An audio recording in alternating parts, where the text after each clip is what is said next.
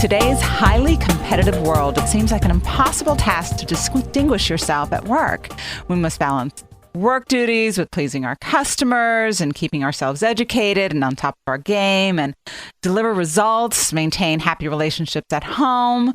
But it's not. It's not impossible. And our next guest, well, not impossible according to our next guest, and that's Robert Murray, who believes that business and leadership is simple, and he helps leaders develop a unique approach to strategy and leadership development, and also helps people create captivating stories.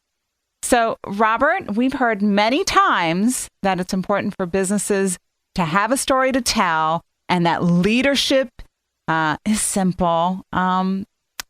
Tell us your take on this. Thanks, Teresa. Thanks for having me. But at the risk of being long-winded, my take on this is that, yeah, you do have, in business, you do have to have a story to tell. And as a leader, you need to have a story that you can engage your team around. And once your team understands the why around that story, then they'll do miracles for you in terms of the marketplace, because they get the story, they understand it, and then they're able to translate that, not only personally, but they're able to translate that when they're performing in front of their customers. So why is it simple? Why is that so simple? Why is that the simple solution? Yeah, I do turnarounds. When I'm not writing and I'm not speaking, I'm in businesses that are in trouble. And often what I find when I go in and I take over a business that's in trouble, it's because for whatever reason they've tried to be too complicated. And I think sometimes it's the fault of leaders today that they think that because they may have an MBA or sometimes even a PhD behind their name, that it has to be complex, or people being in the organization, employees or customers, aren't going to view them as competent or as intelligent. So ego plays a huge role into it. I found, though, that when you try to do complex, people can't follow it.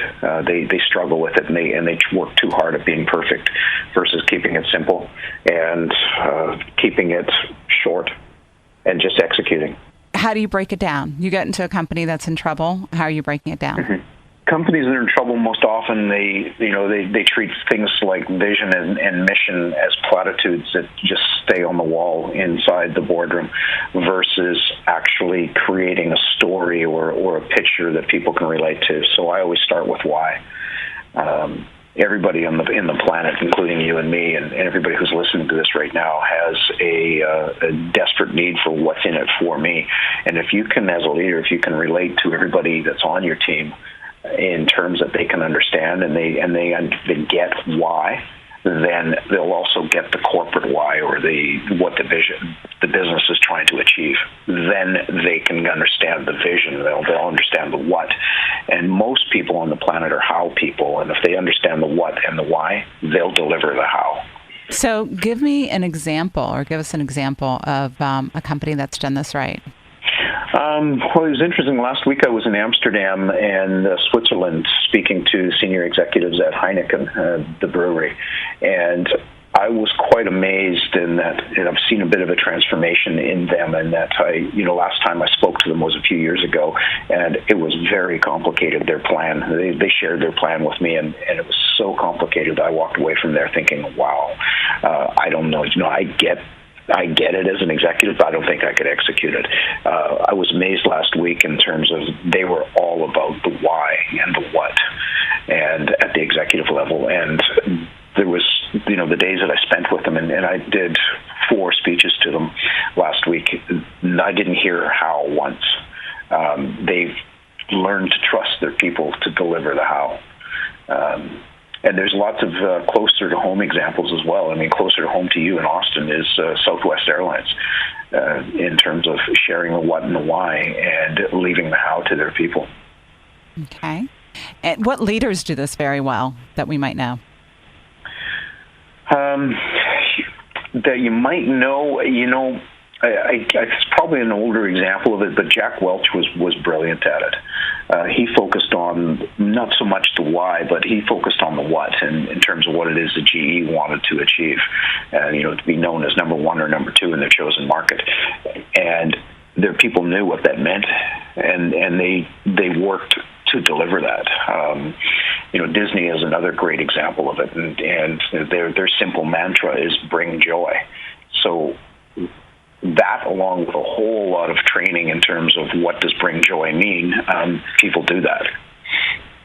Communicating that story, is it something that, the leader stands up and he speaks and communicates it to, upper management, and then upper management is to take it to middle management and down to, the workers? How does a company best communicate the what and the why so that those that know how to do the how get their charging orders?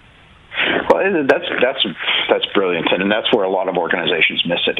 First of all, it has to come from the top of the house. The CEO has to be that visionary, and it doesn't have to be an extrovert. Doesn't have to be that charismatic, larger-than-life person that stands at the front of the room waving their arms around like as Steve Ballmer would do. It has to be somebody who's passionate about the story, as you said earlier, and is then able to paint the picture for what that means.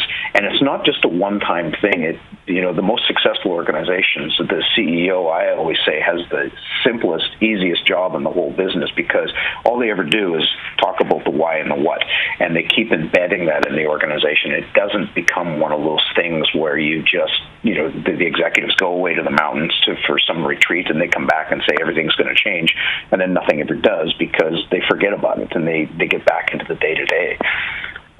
So it starts at the top, and it starts with the story. So right. Instead of my telling my son when he walks out the door, hey, take care, be careful, right? Drive safely, I need to say, do the right thing. Yeah, exactly. A friend of mine is a policeman, and he takes it to another level, and he says, as his kids are heading out the door, he says, remember, you're always one step away from stupid. And that's so true, especially at that age, right? Exactly. It's so true. But it's also very true for employees and organizations. Exactly. One stupid mistake can ruin the entire reputation of a company. Yeah, they do exactly. So, when that happens as a leader, you come back to, is it a values violation, or is it because the organization is pushing and stretching and someone took a risk? So, is that a values violation, or is that part of your culture where you're trying to teach people to stretch and take risks? And then how do you respond as a leader to that? Well, that's where there might be a conflict with values, right? So if you're talking, if the values of a company are, we encourage our employees to take risk and to think outside the box, but then another value is, being conservative with our decision making. Well, there's obviously a conflict there. That's not going to jive.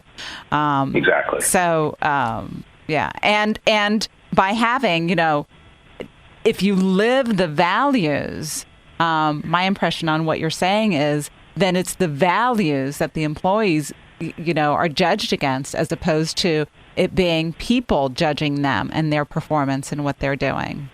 Is that correct? Oh, no, absolutely. And I like to think of values violations as graffiti. And quite often, Malcolm Gladwell said in his book that if a piece of graffiti shows up on a building and it's not dealt with within 7 days, more graffiti will show up there. And as a leader, whether you're a leader at home or in the community, a little league team, or of a corporation, if you happen to walk by what I call corporate graffiti, so some type of a values violation, then more values violations will show up. Then your culture starts to degrade. Then everything in the organization starts to fall apart. And that's why I love to link everything back to why, because why aligns with the values. Well, Robert, thank you so much for being on the show today. Your book, Already Inside, is a very different book because it's not a how-to. You've got stories and examples from, of what happens when you dig deep and you figure out the why and you live from that and you lead from that. Mm-hmm. Yeah, absolutely. Teresa, it's my pleasure. Thank you very much for having me. Oh, well, our listeners can purchase your book on your website, robert-murray.com. You can go to Living Wealthy Radio, where we're going to have a recording of the show, and there'll also be a link to your website and a link to your book. And we'd love to have you back sometime soon, Robert. It'd be my pleasure. You take good care. Thanks so much. You too. Bye now. Bye-bye.